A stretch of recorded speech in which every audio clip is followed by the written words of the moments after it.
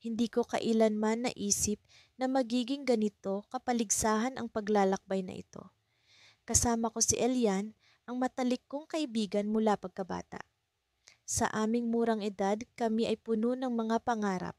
Ngunit ang pinakamatinding pangarap na iyon ay ang paghahanap sa nawawalang bituin na palaging ikinukwento ng mga matatanda sa aming baryo. Sigurado ka na ba dito, Mila? Tanong ni Elian habang tinatanaw ang malawak na kagubatan sa harap namin.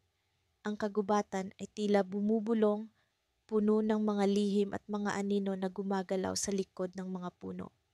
Oo, Elian, sagot ko. Ito na ang tamang panahon, sa wakas ay handa na tayo. Habang naglalakad kami, ramdam ko ang bawat hakbang, ang dampi ng hangin sa aking mukha, ang malamig na lupa sa ilalim ng aking mga paa. Ang mga tunog ng kagubatan ay tila musika sa akin, ngunit may kung anong nakatago sa likod ng mga ito. Isang lihim na nag-aanyaya, ngunit sabay ding nagbabanta. Nakarating kami sa isang bahagi ng kagubatan na tila hindi pa napapansin ng kahit sino. Ang mga puno ay mas mataas, ang kanilang mga dahon ay bumubuo ng mga anino na parang nagmamasid sa amin. Biglang huminto si Elian. Mila, tingnan mo ito, sabi niya habang itinuturo ang isang kakaibang marka sa puno. Isang hugis bituin, ngunit mas makintab at tila buhay. Ang alamat, totoo. Bulong ko, hindi makapaniwala. Ngunit bago pa man namin mapag-isipan, isang kakaibang liwanag ang sumiklab mula sa marka at bumalot sa amin. Sa isang iglap, ang paligid ay nagbago. Kami ay napalibutan ng mga ilaw at mga nilalang na hindi ko pa nakikita. Mga diwata na kumikislap sa dilim, mga engkantong naglalakad sa kanilang mga paa tulad ng mga tao. Maligayang pagdating, isang tinig ang bumati sa amin mula sa likod. Isang matandang lalaki na may mga mata na parang bituin ang lumapit. Kayo ay napili upang hanapin ang nawawalang bituin. Ngunit mag-ingat sapagkat maraming panganib ang nag-aabang. Paano namin makikita ang bituin? Tanong ni Elian. Ang boses ay may halong pangamba at pananabik. Ang bituin ay hindi lamang isang bagay na makikita, sagot ng matanda. Ito ay isang bahagi ng inyong mga puso. Kailangang makatawid kayo sa mga pagsubok upang matuklasan ito. Habang umuusad ang gabi, kami ay napuno ng kaba, ngunit sabay ding pag-asa. Ang liwanag ng buwan ay tila nagsisilbing gabay sa amin. Ngunit sa kabila ng aming pananabik, may isang anino na palaging sumusunod. Isang aninong hindi namin maintindihan. Ano kaya ito? Bulong ko kay Elian habang patuloy kami sa paglalakbay. Ang aming mga hakbang ay nagiging mas mabigat, ang hangin ay tila may dalang babala.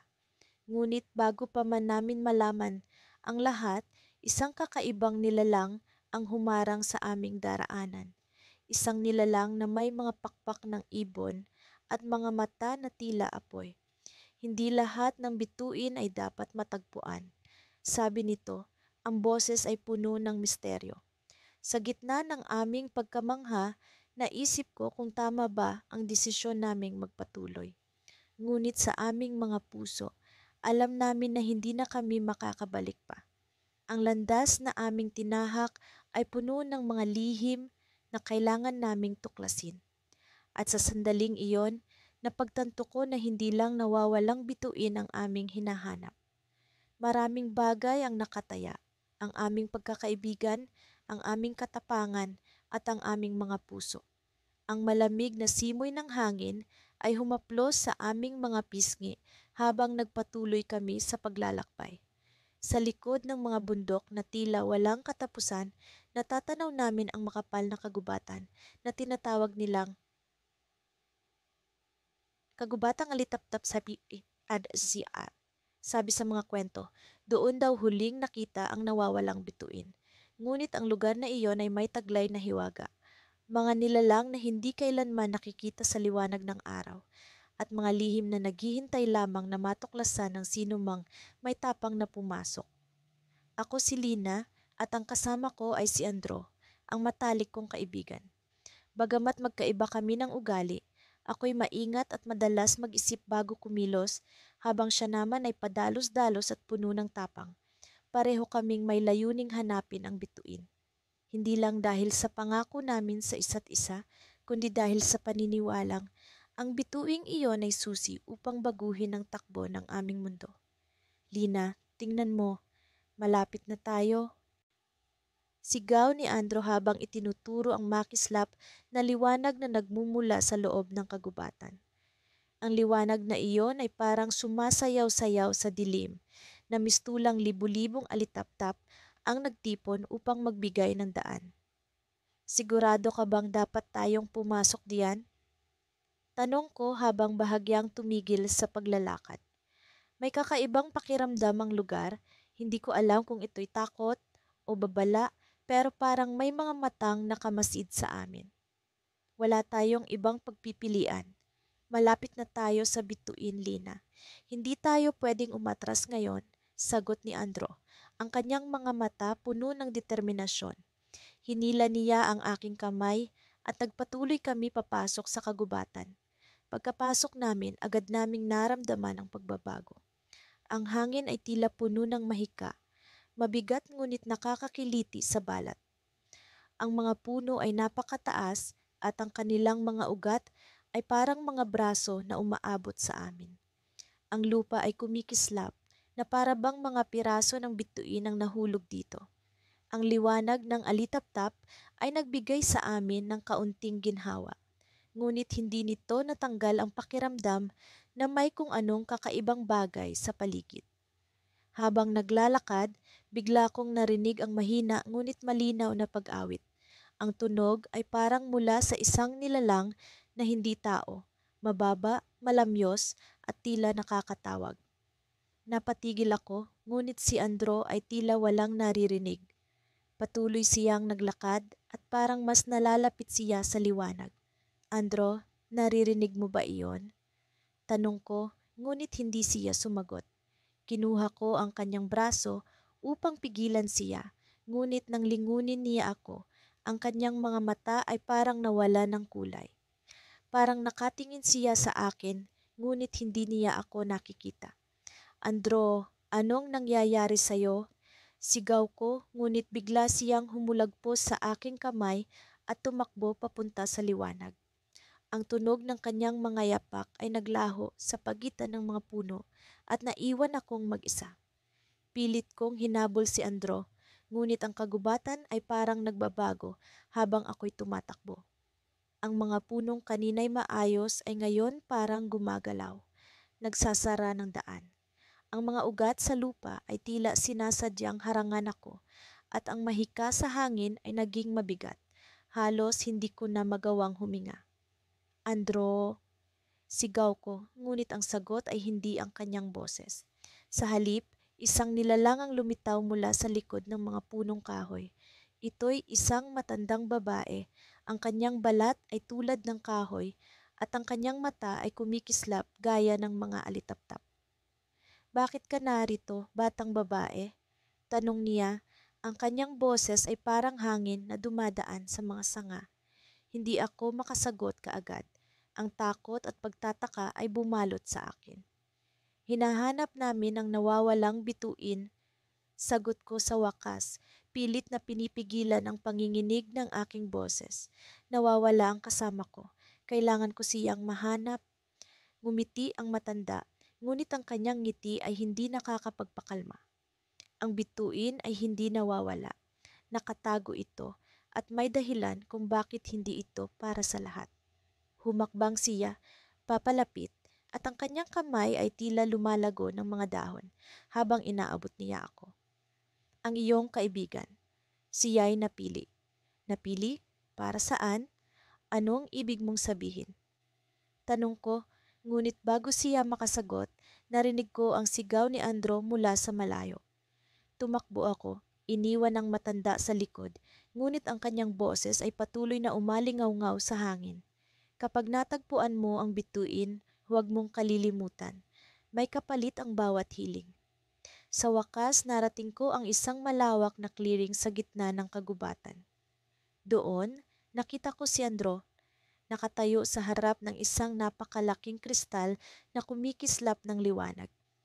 Ang kristal ay parang puso ng kagubatan at mula rito ay lumalabas ang daan-daang alitaptap na sumasayaw sa hangin. Andro, sigaw ko ngunit hindi siya lumingon. Ang kanyang mga mata ay nakatuon sa kristal at ang kanyang kamay ay inaabot ito. Lina, ito ang bituin, bulong niya, ngunit ang kanyang boses ay parang hindi na siya. Ito ang sagot, pero kailangan mong umalis. Bago maging huli ang lahat. Hindi ko maintindihan ang sinasabi niya. Lumapit ako, ngunit bago ko siya maabot, biglang nagdilim ang paligid. Ang mga alitaptap ay biglang nawala at ang kristal ay nagsimulang pumutok. Naglalabas ng liwanag na halos sumabog sa buong lugar. Sa huling sandali, naramdaman ko ang isang malakas na hangin na itinulak ako palayo. Ang huling nakita ko ay si Andro.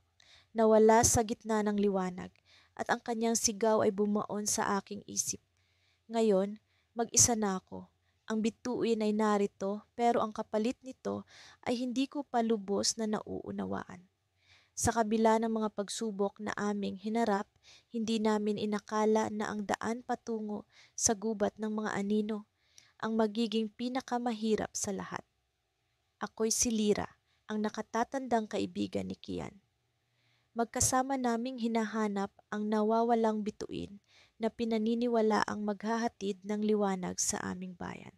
Sa aming paglalakbay, palaging may kaba sa aming mga dibdib, ngunit hindi kami nagpapatalo sa takot.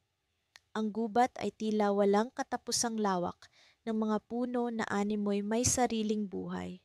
Ang liwanag mula sa araw ay halos hindi makapasok sa makakapal na dahon ng mga puno.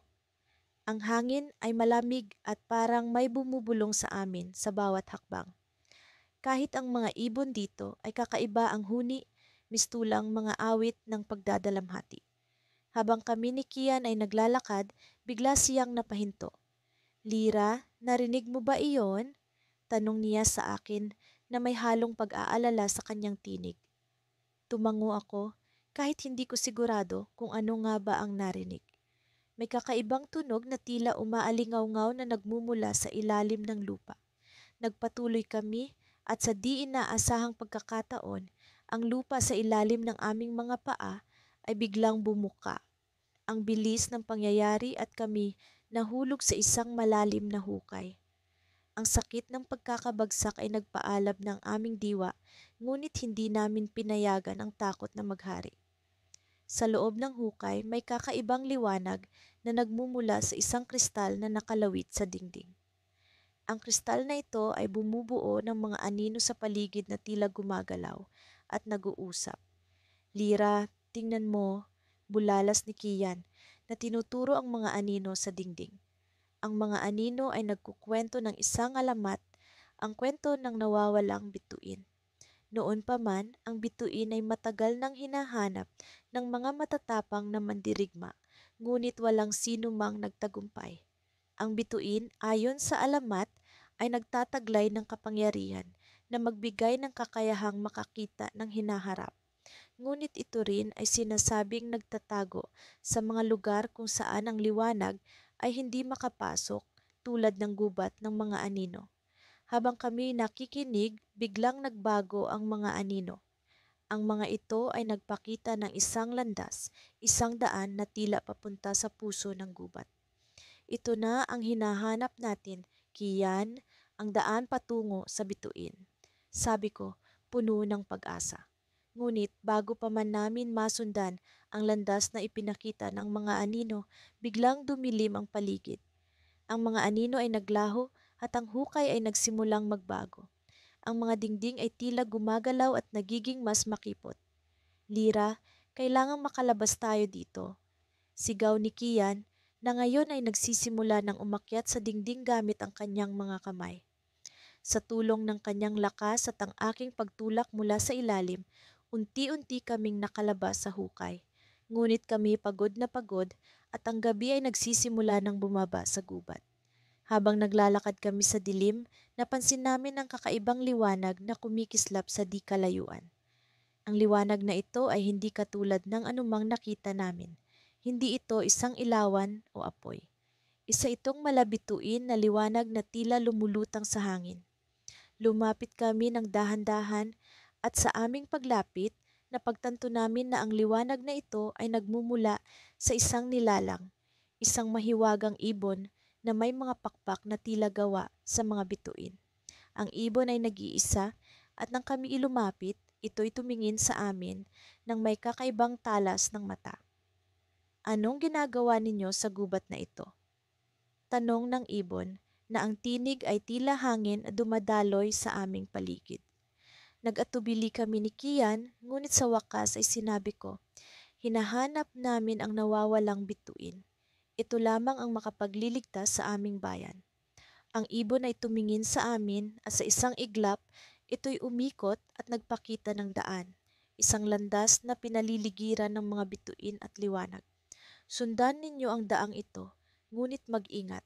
Hindi lahat ng liwanag ay mula sa bituin. Babala ng ibon bago ito naglaho sa dilim.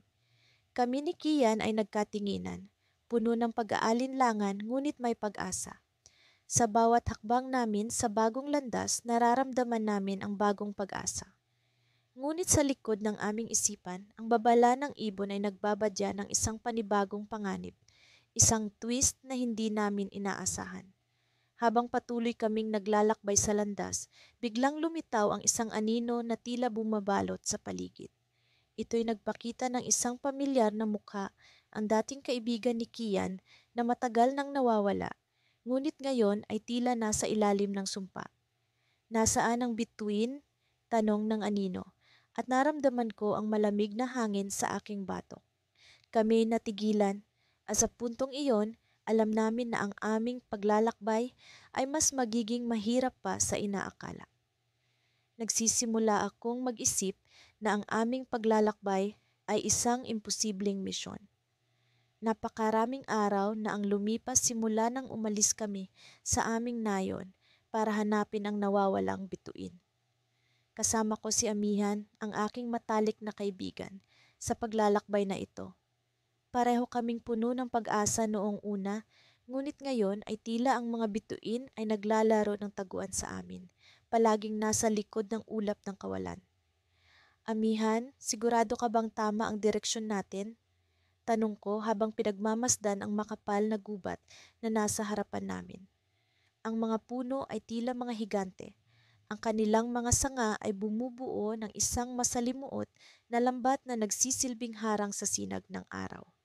Oo, araw. Nararamdaman kong ito ang tamang daan, sagot ni Amihan. Ang kanyang mga mata ay kumikislap sa determinasyon. Sa kabila ng aking pag-aalinlangan, sumunod ako sa kanya, sapagkat walang ibang mapagkakatiwalaan kundi ang aming tiwala sa isa't isa. Habang naglalakad kami sa mga landas na tinutubuan ng damo, napansin kong unti-unting nagbabago ang paligid. Ang karaniwang berdeng kulay ay napalitan ng kakaibang lilim ng itim at pilak. Ang hangin ay nagiging malamig at ang tunog ng mga ibon ay unti-unting naglalaho. Amihan, tingnan mo ang mga dahon. Bulong ko, itinuro ang mga dahon na kumikinang sa pilak kapag tinatamaan ng liwanag. Parang may mahika. Totoo nga, araw, parang sumasalamin ito sa liwanag ng bituin na hinahanap natin. Patuloy kaming naglakad, ang aming mga hakbang ay naging maingat at tahimik. Alam naming ang gubat na ito ay puno ng misteryo at maaaring may mga nilalang na nagmamasid sa amin mula sa mga anino. Ang katahimikan ay tila isang babala, isang senyas na kami ay nasa teritoryo ng mahiwagang puwersa. Sa di kalayuan, nakita namin ang isang lumang tulay na yari sa kahoy. Ang mga lubid nito ay tila luma at babagsak na sa katagalan. Kailangan nating tumawid, sabi ni Amihan. Sinuri ang tulay bago unti-unting lumakad. Habang nasa gitna kami ng tulay, biglang nagkaroon ng malasakit na ingay, ang kahoy ay nagkikiskisan, at ang lubid ay nagpuputukan. Amihan, bilisan mo!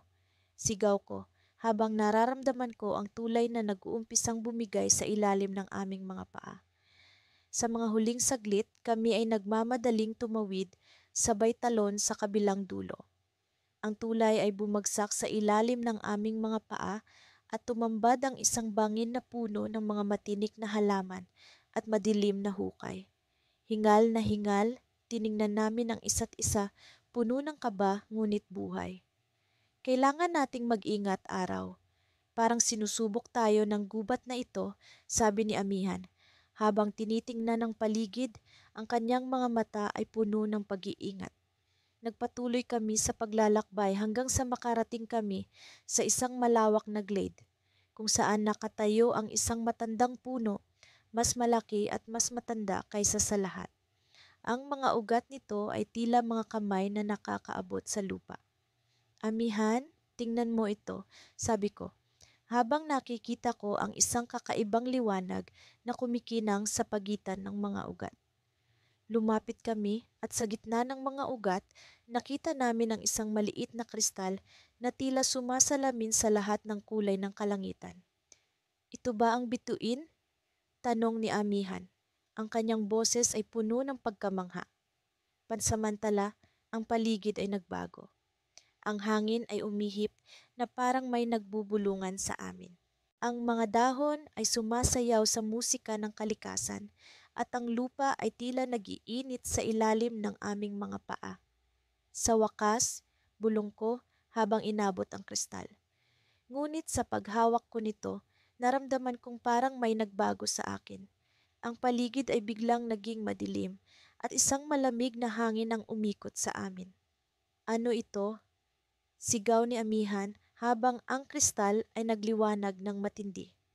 Biglang may lumitaw na anino mula sa likod ng puno, isang figura na parang mula sa ibang mundo. Ang kanyang mata ay kumikislap sa liwanag ng kristal at ang kanyang tinig ay parang yelo sa gabi. Ang bituin na hinahanap ninyo ay may kapangyarihang hindi ninyo nauunawaan. Sabi nito, ang kanyang presensya ay nagdadala ng takot sa aming mga puso. Ako'y natulala, hindi makapagsalita. Ang gubat ay bumalot sa amin ng kadiliman at ang figura ay tila naglalakad palapit. Ang kanyang anyo ay nagbabanta. Handa ba kayong malaman ang katotohanan? Tanong niya, ang kanyang tinig ay bumabalot sa amin. At sa sandaling iyon, napagtanto ko na ang aming paglalakbay ay hindi lamang tungkol sa paghahanap ng nawawalang bituin. Ang gubat ng anino ay may lihim na hindi namin inaasahan. Isang lihim na maaaring magbago sa aming mga buhay magpakailanman. Sa kabila ng pagod, patuloy kaming naglakbay ni Isagani. Ang hangin ay tila may dalang musika ng mga sinaunang awit at ang mga ulap sa kalangitan ay nagmistulang mga higanting bulak na nagbabanta sa amin. Hindi ko maipaliwanag, ngunit may kakaibang pakiramdam sa aking puso. Parang mayroong hindi pangkaraniwang mangyayari. Alam mo, Lira, ani Isagani habang naglalakad kami sa isang mabatong daan. Palagay ko malapit na tayo sa nawawalang bituin. Ramdam ko ito. Tumango ako, ngunit ang aking isipan ay abala sa pagninilay-nilay sa mga pangyayari. Simula nang magsimula ang aming paglalakbay, maraming kababalaghan ang aming nasaksihan. Mga puno na umuusal ng mahiwagang kwento, mga ilog na kumikinang sa ilalim ng buwan, at mga ibong may makukulay na balahibo na parang mula sa ibang mundo. Ngunit may isang bagay na hindi ko pa rin maalis sa aking isipan. Ang babala ng matandang mangkukulam na aming nakasalubong sa simula ng aming paglalakbay. Mag-ingat kayo sa mga ulap, sabi niya, sapagkat sila ang tagapagbantay ng lihim na daan patungo sa bituin. Nang marating namin ang tuktok ng isang burol, tumigil kami sandali upang magpahinga. Sa harapan namin, isang tanawin ng kagubatan ang bumungad at sa kabila nito, isang tila walang hangganang karagatan ng ulap. Ang mga ulap na ito ay kakaiba. Hindi sila karaniwang puti at malambot, kundi makulay at nag-iiba-iba ang hugis. Parang may sariling buhay. Ano kaya ang nasa likod ng mga ulap na iyon? Tanong ni Isagani habang nakatitig siya sa malayo. Napaisip ako. Ang mga ulap na iyon ay tila nag-aanyaya. Ngunit sa likod ng kanilang kagandahan ay may nararamdaman akong panganib. Isagani, naalala mo ba ang babala ng mangkukulam? Baka ito na ang tinutukoy niyang mga ulap. Ngumiti siya, puno ng kumpiyansa. Hindi tayo makakarating sa bituin kung hindi natin susubukan, di ba? Tara, Lira, sama-sama nating harapin ang anumang panganib. Muli kaming naglakbay at unti-unti naming narating ang gilid ng kagubatan. Sa harapan namin, ang makulay na ulap ay tila humihinga, umuusala ng mga lihim na hindi namin maintindihan. Nagpalitan kami ng tingin ni Isagani at sabay kaming humakbang papasok sa mundo ng mga ulap. Biglang nagbago ang lahat, ang paligid ay nagmistulang panaginip na puno ng mga kulay at liwanag. Ang mga ulap ay nag-anyong mga daang humahantong sa iba't ibang direksyon. At sa bawat hakbang namin ay may mga tunog na parang musika ang sumasabay. Isagani ang lugar na ito. Bulong ko hindi makapaniwala sa aming nasaksihan. Parang ibang mundo. Oo, Lira, pakiramdam ko, hindi na tayo nasa lupa. Patuloy kaming naglakbay, sinusundan ng daan na tila tinatahak ng sariling kalooban. Hanggang sa marating namin ang isang bahagi ng ulap kung saan may isang malaking pinto na yari sa kristal. Nagniningning ito sa ilalim ng ilaw nang hindi ko maipaliwanag kung saan nagmumula. Sa likod ng pinto, naramdaman kong malapit na kami sa bituin. Ngunit bago pa man kami makalapit, biglang may bumagsak na anino mula sa kalangitan. Isang nilalang na tila gawa sa ulap ang humarang sa aming daraanan. Sino kayo na nangangahas pumasok sa mundo ng mga ulap? Tanong ng nilalang. Ang kanyang boses ay malalim at puno ng kapangyarihan. Ako ang unang sumagot, hinahawakan ang kamay ni Isagani. Kami ay sinalira at Isagani, naghahanap ng nawawalang bituin. Ngumiti ang nilalang, ngunit hindi iyon isang ngiti ng pagtanggap. Maraming naglakbay para hanapin ang bituin, ngunit iilan lamang ang nakalampas sa akin. Bago kayo makatawid, kailangan ninyong ipakita ang tunay na hangarin ng inyong mga puso. Nagpalitan kami ng tingin ni Isagani. Alam kong pareho kaming may malinis na hangarin, ngunit ano nga ba ang ibig sabihin ng tunay na hangarin ng puso? Biglang bumukas ang pinto sa likod ng nilalang at mula rito ay lumabas ang isang liwanag na nag-aanyaya. Ngunit sa likod nito ay may mga anino ng mga tao na tila naglalakad papalayo. Isagani, ano ang ibig sabihin nito? Tanong ko, ramdaman ka ba sa aking dibdib? Ngunit bago pa siya makasagot, biglang naglaho si Isagani sa aking tabi. Ang pinto ay nagsara at naiwan akong mag-isa, kinakaharap ang nilalang na ulap na may nangiti pa ring nakakalito. Lira, ano ang iyong tunay na hangarin? Tanong ng nilalang. At doon ko napagtanto na ang paglalakbay na ito ay hindi lamang tungkol sa paghahanap ng bituin, kundi sa pag-unawa sa aming mga sarili. Ngunit paano ko malalampasan ang pagsubok kung wala si Isagani? May lihim bang itinatago ang aking kaibigan? Sa aming paglalakbay, hindi namin naiwasan ang mga pagsubok at panganib na tila walang katapusan. Sa kabila ng lahat, ang pag-asang matatagpuan namin ang nawawalang bituin ang siyang nagtutulak sa amin upang magpatuloy. Sa ika-6 na araw ng aming paglalakbay, isang bagong misteryo ang bumungad sa amin. Maganda ang sikat ng araw nang kami ay makarating sa isang kagubatan na puno ng mga puno at halaman na hindi namin nakikita sa aming bayan. Ang mga dahon ay kumikinang sa ilalim ng liwanag ng araw, na tila ba may sarili silang ningning. Sa aming paglalakad, naramdaman namin ang kakaibang enerhiya na bumabalot sa paligid. Parang may buhay ang kagubatan na ito at kami para bang mga panauhin na inaanyayahan ng kalikasan mismo. Nararamdaman mo ba iyon, Aiden? Tanong ni Lyra, ang aking matalik na kaibigan. Parang may kakaibang enerhiya dito. Tumango ako, nararamdaman ko rin ang pangingilabot na dulot ng mahiwagang kapaligiran. Oo, Lyra, para bang may gusto itong iparating sa atin. Nagpatuloy kami sa paglalakad, sinusundan ang isang daan na tila balikas na ginawa para sa amin. Habang kami naglalakbay, biglang may tila mga boses na nagmumula sa paligid. Hindi namin mawari kung saan nanggagaling ang mga ito. Ang mga boses ay hindi nakakatakot.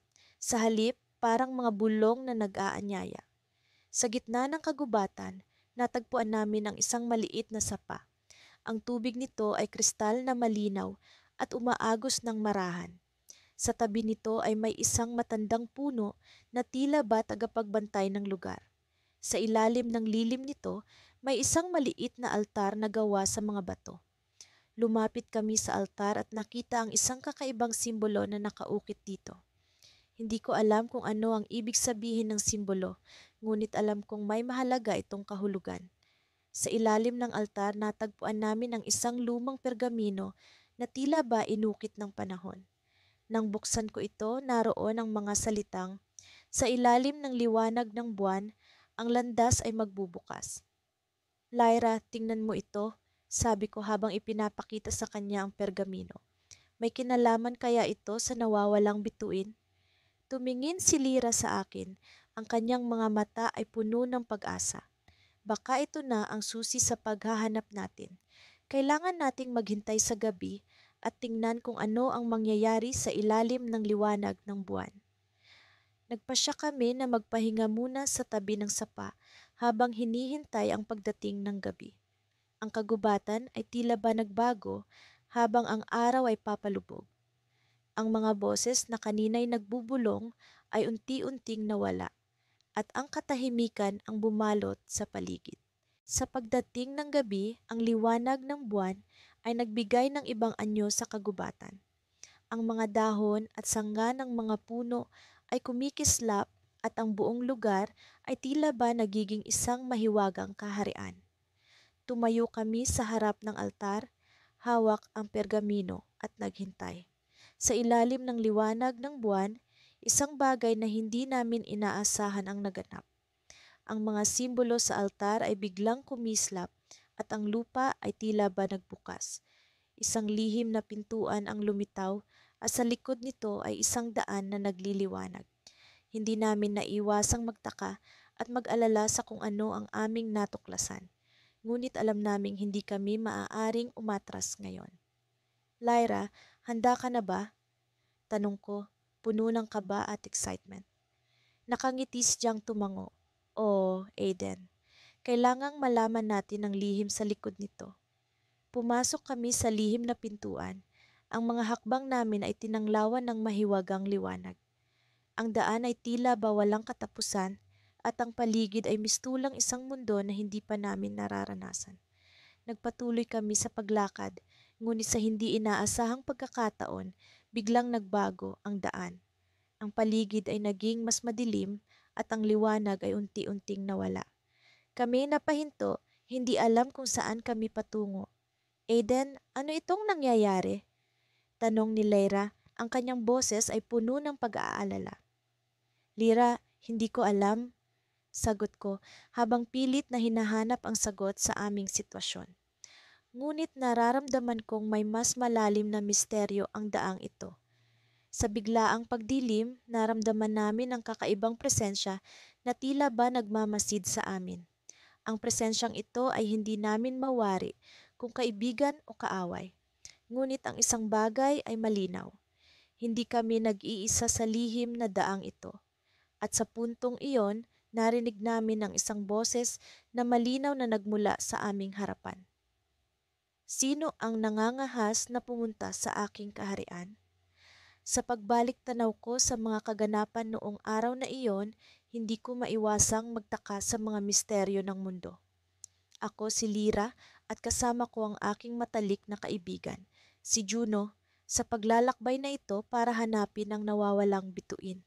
Sa bawat hakbang namin, tila nagiging mas misteryoso ang ating daan, punong-puno ng mahika at mga hindi inaasahang pangyayari. Nagising kami sa isang kakaibang lugar sa umaga.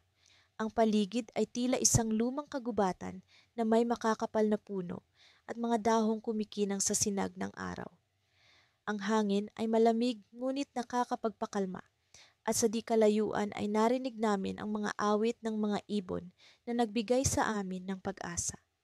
Lira, tingnan mo ang mga dahon para silang gawa sa ginto, bulalas ni Juno habang naglalakad kami sa makipot na daan sa gitna ng kagubatan. Hindi ko alam kung paano kami nakarating sa lugar na ito mula sa aming kampo, pero may kakaibang hatak ang lugar na tila may buhay at sariling kwento. Oo nga, Guno, parang may mahika sa hangin, tugon ko habang iniabot ang isang dahon. Sa sandaling nahawakan ko ito, naramdaman ko ang isang kakaibang panginginig mula sa aking palad patungo sa aking puso. Para bang may koneksyon ito sa aming hinahanap na bituin. Nagpatuloy kami sa aming paglalakbay, mas pinasigla ng bagong pag-asa. Habang naglalakad kami, napansin namin ang mga lumang simbolo na nakaukit sa mga puno. Ang mga simbolo ay tila bahagi ng isang sinaunang kwento at nag-umpisa kaming magtaka kung ito ba ay may koneksyon sa nawawalang bituin. Juno, tingnan mo ito, sabi ko habang itinuturo ang isang simbolo na kahawig ng isang bituin. Sa tingin mo ba, ito na ang simula ng ating hinahanap? Hindi ko alam, Lira, pero may pakiramdam akong malapit na tayo, sagot ni Guno habang sinuri ang mga ukit sa puno. Napansin ko ang pag-aalala sa kanyang mukha, ngunit pinili kong hindi na ito pagtuunan ng pansin. Sa aming pag-usad, naramdaman namin ang pagbabago sa hangin. Ang malamig na simoy ay napalitan ng mainit-init na hangin at ang mga tunog ng kagubatan ay unti-unting nawala. Sa harap namin ay lumitaw ang isang malawak na lupain, puno ng mga bulaklak na kumikislap sa liwanag. Sa gitna ng mga bulaklak, may isang kakaibang nilalang na naglalakad. Tila ito ay isang luma at matandang mangkukulam, may hawak na mahaba at makintab na tungkod. Sa kanyang presensya, naramdaman namin ang bigat ng kanyang kapangyarihan. Mga batang naglakbay, ano ang inyong hinahanap?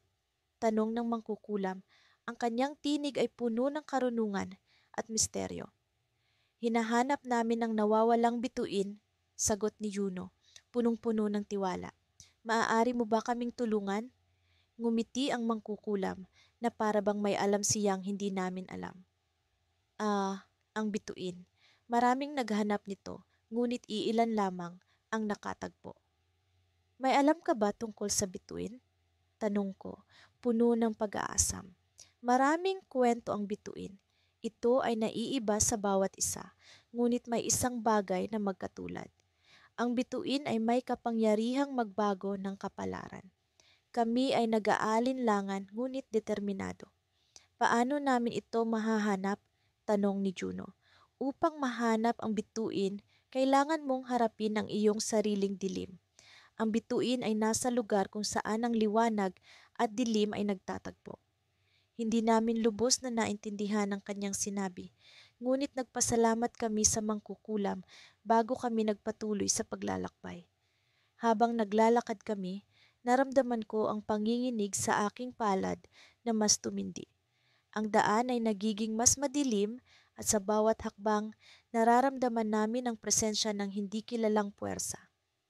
Biglang, sa aming harapan, lumitaw ang isang bunganga na puno ng kumukulong lava. Ang init ay nakakapaso at ang presensya ng dilim ay mas tumindi. Sa gitna ng bunganga, may isang bagay na kumikinang, ang nawawalang bituin. Ngunit bago pa kami makalapit, narinig namin ang isang malakas na dagundong. Ang lupa ay nagsimulang magkalamat at mula sa ilalim ay lumitaw ang isang higanteng nilalang, puno ng galit at kapangyarihan. Ang kanyang mga mata ay pulang-pula at ang kanyang boses ay umalingaw-ngaw sa buong paligid. Kayo ba ang mga pipili? Kayo ba ang nararapat? Tanong niya, puno ng pananakot. Napatigil kami sa takot, ngunit alam namin na ito na ang huling pagsubok. Sa harap ng dilim, Kailangan naming patunayan ang aming sarili. At dito nagtatapos ang aming kwento sa loob ng bunganga kung saan ang liwanag at dilim ay nagtatagpo. Sa paglalakbay namin ni Amihan, unti-unting lumalalim ang gabi at ang mga bituin sa kalangitan ay tila kumukutitap upang gabayan kami sa aming landas. Hindi ko maipaliwanag, ngunit may kakaibang alingawngaw sa hangin. Wari mga bulong ng kalawakan na nagkukwento ng mga lihim nito. May nararamdaman ka bang kakaiba, Diwa? Tanong ni Amihan habang dahan-dahan kaming naglalakad sa isang makipot at mabatong daanan. Ang kanyang mga mata ay puno ng pag-aalinlangan, ngunit may bahagyang pag-asam. "Oo, Amihan," sagot ko. "Parang may mga mata na nagmamasid sa atin. Mga mata na hindi natin nakikita, ngunit ramdam na ramdam ko." Sa aming harapan, isang matandang puno ng balete ang nakatayo. Ang mga ugat nito'y tila isang labirinto na kinukulong ang mga lihim ng kagubatan. May kakaibang liwanag na nagmumula sa mga dahon nito, naglalabas ng malumanay na sinag na kumikinang sa dilim. Napansin ni Amihan ang isang maliit na pintuang nakaukit sa puno at nag-aatubili siyang lumapit. "Ano kaya ang nasa loob nito?" bulong niya habang kami ang palapit ng palapit sa pintuan. Sa bawat hakbang namin, nararamdaman ko ang pagbigat ng hangin, parang isang babala mula sa kalikasan. Nang buksan ni Amihan ang pintuan, bumungad sa amin ang isang hindi kapani-paniwalang tanawin. Nasa loob kami ng isang malawak na bulwagan na puno ng mga kumikislap na alingawngaw. Ang mga pader nito'y punong-puno ng mga ukit ng iba't ibang konstelasyon. Bawat isa ay tila buhay sa ilalim ng mahiwagang liwanag ng bituin. Sa gitna ng bulwagan, isang altar ang nakatayo at sa ibabaw nito, isang kristal na bituin ang nakapwesto. Ang bituin ay may natatanging liwanag na pumupuno sa buong silid at sa sandaling iyon, alam namin na ito ang nawawalang bituin na hinahanap namin. Habang papalapit kami sa altar, naramdaman ko ang panginginig ng lupa. Biglang nagkaroon ng malakas na dagundong at ang mga ukit sa mga pader ay tila nagbigay buhay.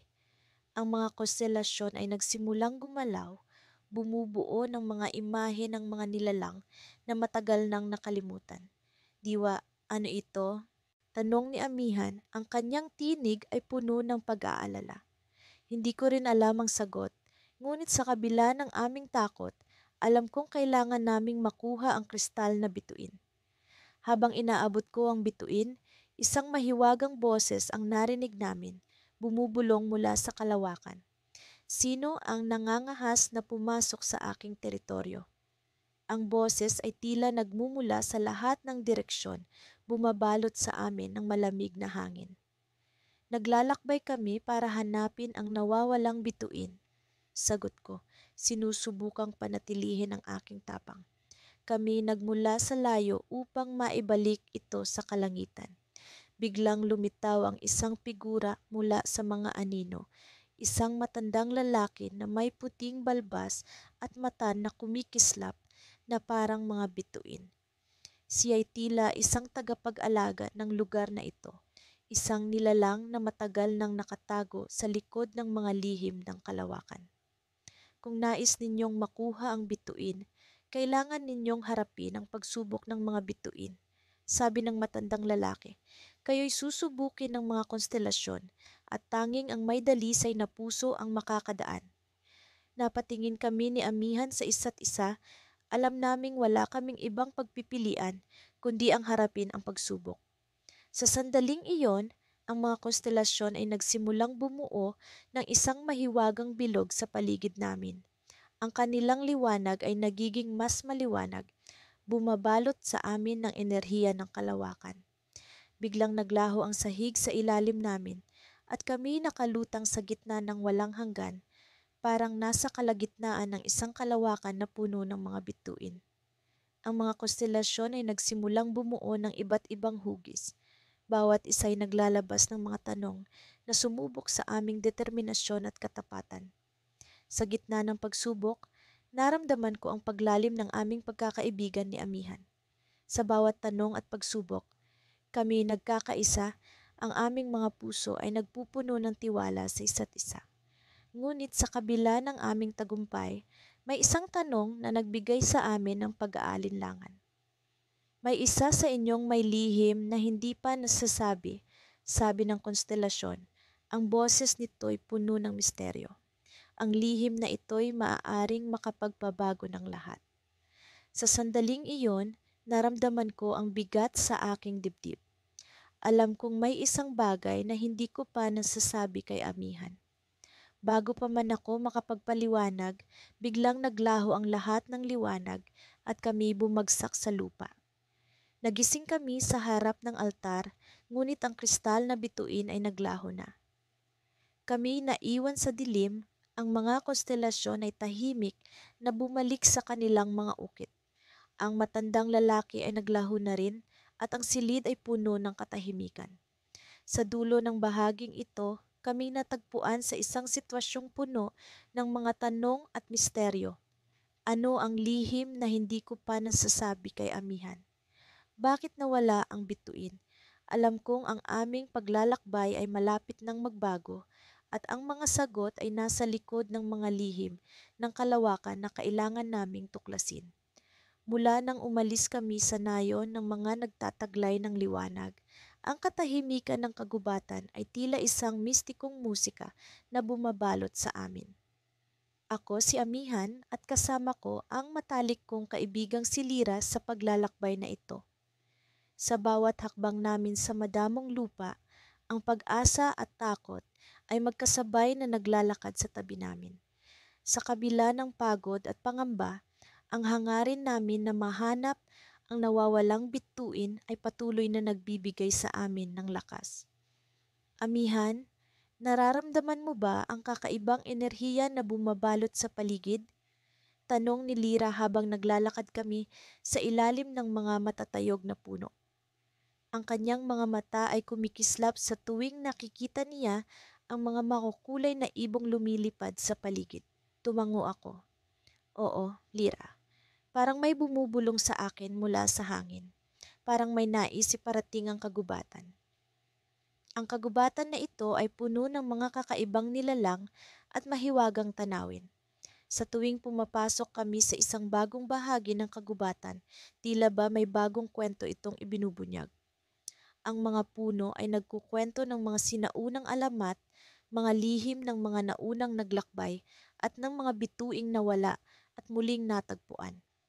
Minsan humihinto kami upang magpahinga sa lilim ng isang matandang puno. Ang punong ito ay sinasabing saksi sa ilang daang taon ng kasaysayan. Napansin ni Lira ang isang ukit sa puno, isang simbolo na pamilyar. Amihan, tingnan mo ito, parang nakita ko na ito sa isang aklat ng alamat. Lumapit ako at pinag-aralan ng ukit. Isang hugis ng bituin na may mga nakapaligid na alon. Ito'y simbolo ng nawawalang bituin. Sabi ko, bahagyang nanginginig ang boses sa excitement. Ang alon ay kumakatawan sa enerhiya na bumabalot dito. Sa sandaling iyon, isang malakas na hangin ang bumagtas sa kagubatan na tila ba may nais ipahayag. Ang mga dahon ay nagkikislapan at ang paligid ay tila nagising. Amihan, tingnan mo, sigaw ni Lira habang itinuturo ang isang bagay sa di kalayuan. Isang matandang babae ang lumitaw mula sa isang maliit na landas. Ang kanyang anyo ay tila bahagi ng kagubatan. Ang kanyang mga mata ay puspos ng karunungan at ang kanyang presensya ay tila bumabalot sa paligid ng mahika. Lira, Amihan, sabi ng matanda, at ang kanyang boses ay parang musika mula sa mga dahon.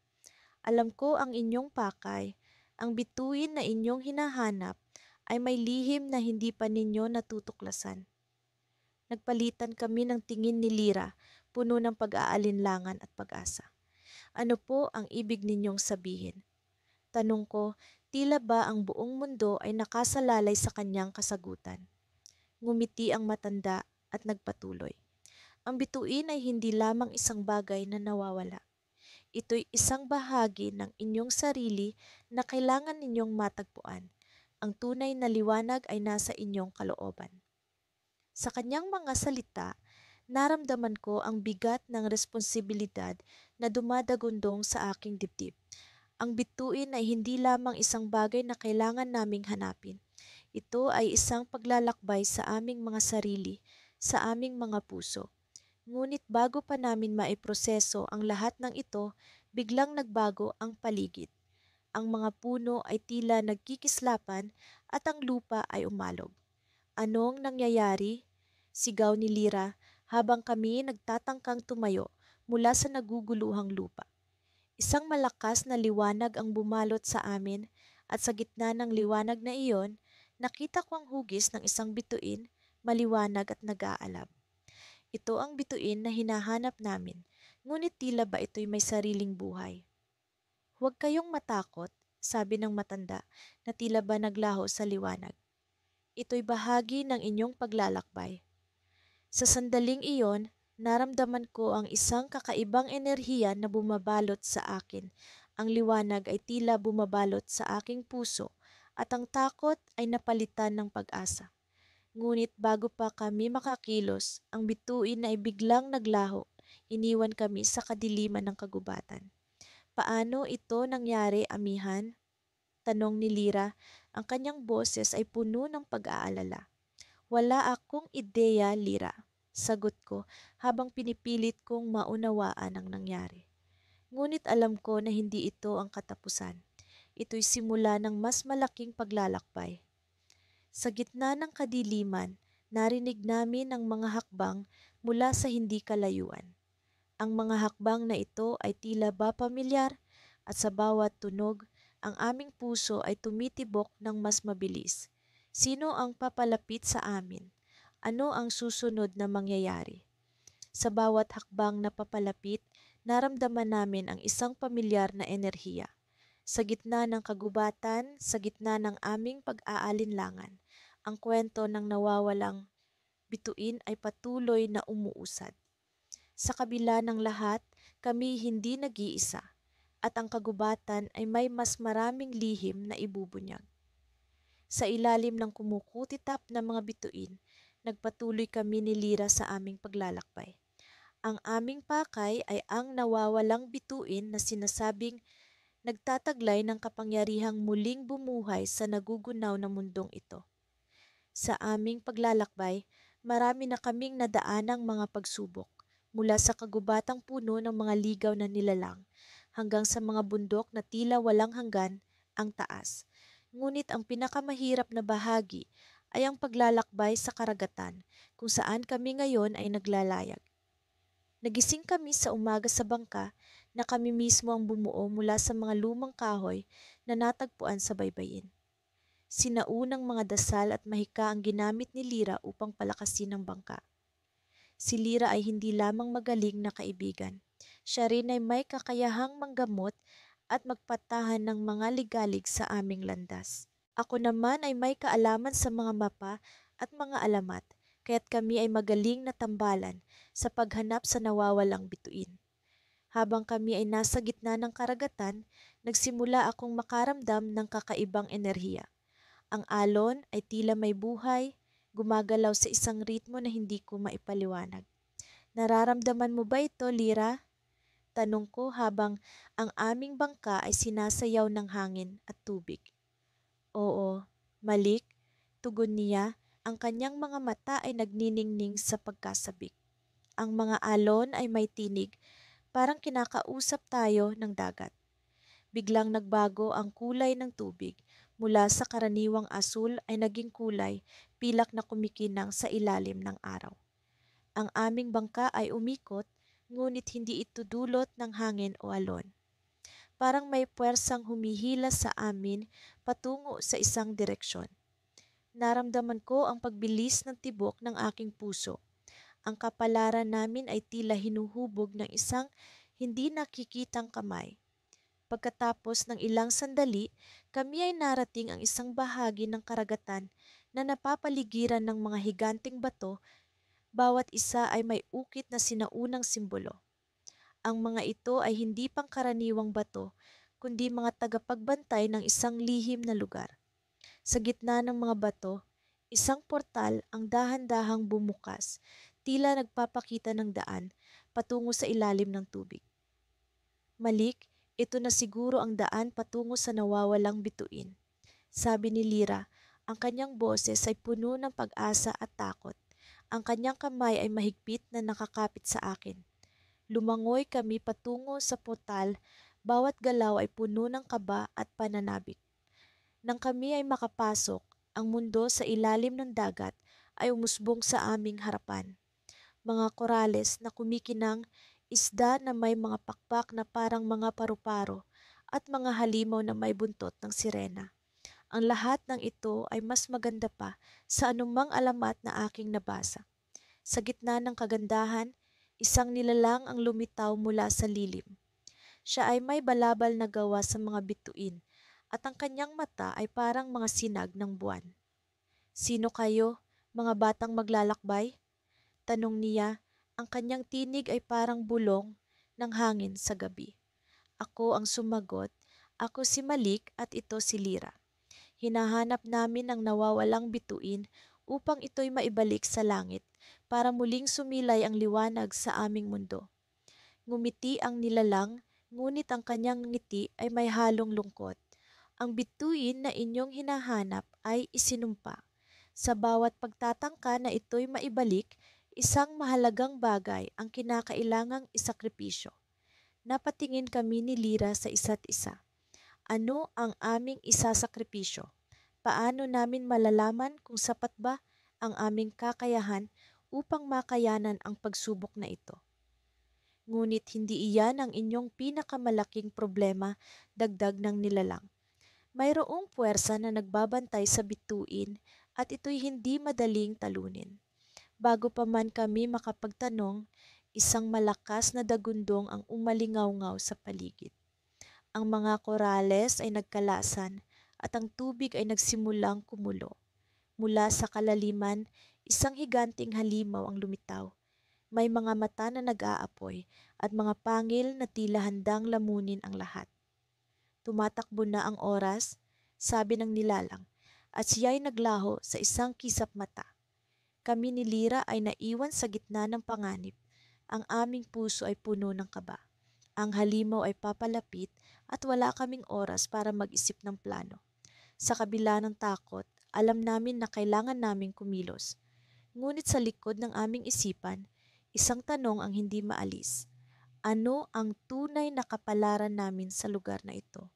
Ang halimaw na ito ba ang susi sa nawawalang bituin o ito ba ang simula ng aming pagkatalo?